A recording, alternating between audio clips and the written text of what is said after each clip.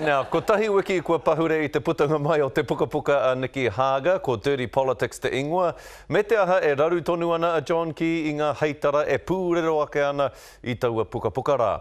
He ai ki te tokomaha o ngā uri Māori I tai atu ki te marae o tūranga waiwai mo te Koroneihana tuawaru o King Tuheitia, au we taukuri e. Pale, pale, pale, politician. Can you make a right decision for all of us? For all of us. A gathering of political parties outside Tūranga Waiwai Marae. Hard to pick the left from the right here when they're all clad in black, with an exception. But even outside the gates of this Kīngetanga stronghold, the Prime Minister couldn't escape the barrage of questions regarding leaked emails to Whale Oil blog.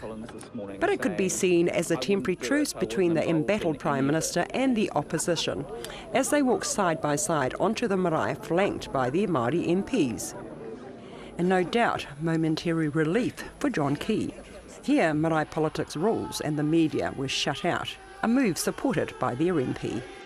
Nā runga I te tikanga o te marae tērā, so me waihotia mā te marae anō hei whakarohia a rātou ake tikanga mō ngā whakahairetanga. The Māori Party sticking to their mandate of not buying into a war of words and dirty politics. Hari te mea ka pā mai kia mātou o te pāti Māori, te tikanga ia, nā kua tōna mutanga kua hāngai tunu te titiro ki te mahi kei muitaroro, kaua ki kaupapa ki ngā kūraku, ngā amu, ngā kōhete a tētahi ki tētahi.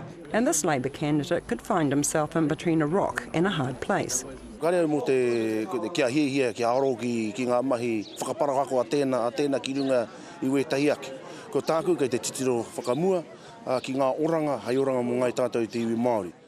Waira, ko tā mātou ko te kia hāngai tunu ki te kaupapa, ke whakaeria te kaupapa o te pāti Māori ki muitaro te motu, kāre he kaupapa I tuato tērā, ke whai wāhi te pāti Māori ro te whare pāremata, kaua mo tēnei rā, kaua mo apōpō, ngani mo ngā tau kei muitaroro. Me waihoa ke rātou, te whakaparohako I a rātou, ko tāku kei te titiro whakamua, ki ngā oranga, I ngā aratika mo ngai tātou te iwi Māori, hei ngā rai haere ake nei. And those with the power of the vote are not letting dirty politics get in the way of what they want. Ko te nui ngō ngā mahi kai tōranga pū kai te titiro ki ngā āhuatanga teitei. Me whakaaro ki ngā mea pai,